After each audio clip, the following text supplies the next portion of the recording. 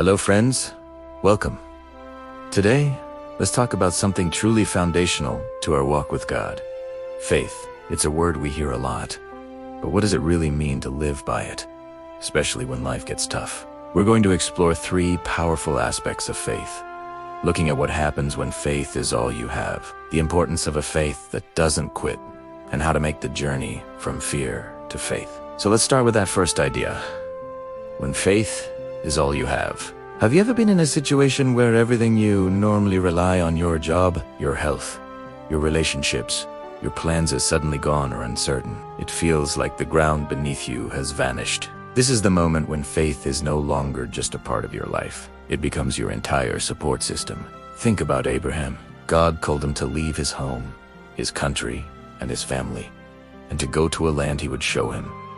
Abraham had no map, no itinerary, no guarantee of safety. All he had was a promise from God.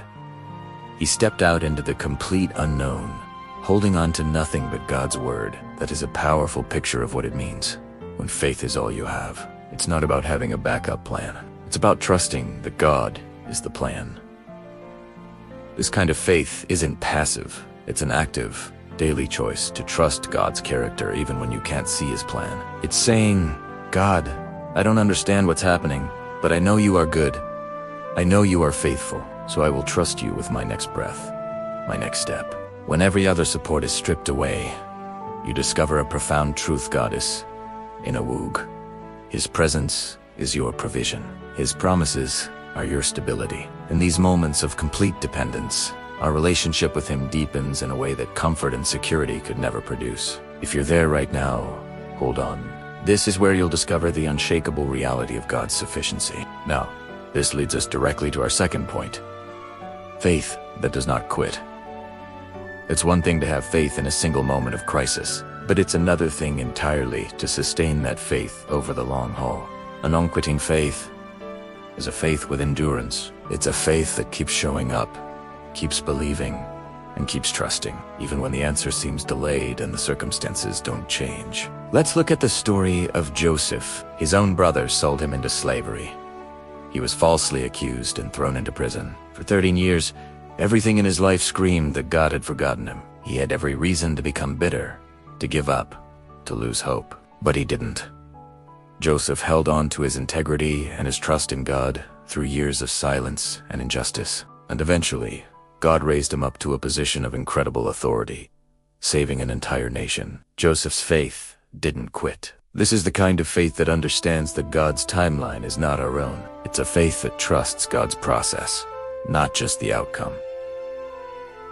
How do we cultivate this kind of resilience? It comes from feeding our faith daily. It means staying in God's word even when we don't feel like it. It means continuing to pray even when our prayers feel like they're hitting the ceiling. It means staying in community with other believers who can encourage us and hold us up. A faith that doesn't quit is not about being perfect. It's about being persistent. It's about getting back up every time you fall, dusting yourself off, and taking one more step forward, trusting that God is working behind the scenes for your good. And that brings us to our final, crucial journey, from fear to faith. Fear and faith are two sides of the same coin. Both ask us to believe in something we cannot see. Fear believes in the worst-case scenario. It focuses on the what-ifs of failure, loss, and pain.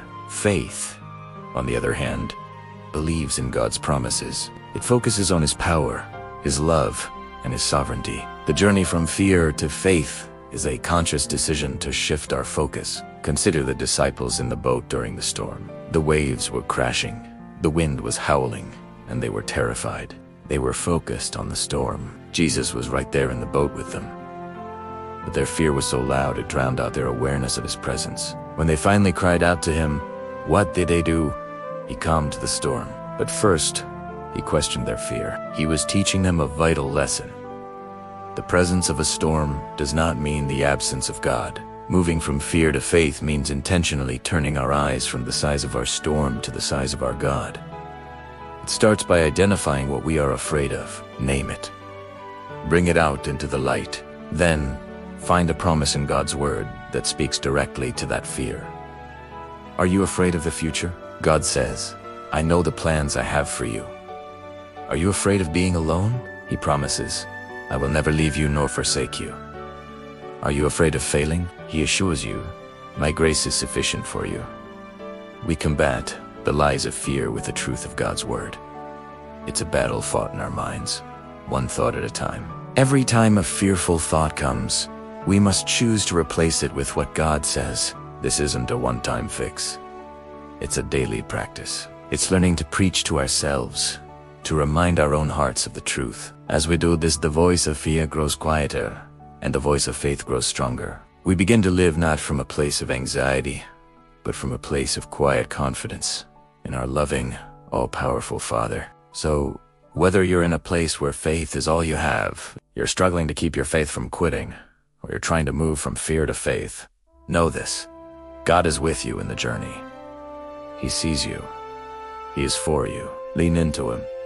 Trust His heart, even when you can't see His hand. Thank you for spending this time with me today. I pray this encourages you to hold on to your faith, to keep going, and to trust God more deeply. Be sure to subscribe for more content like this. God bless you.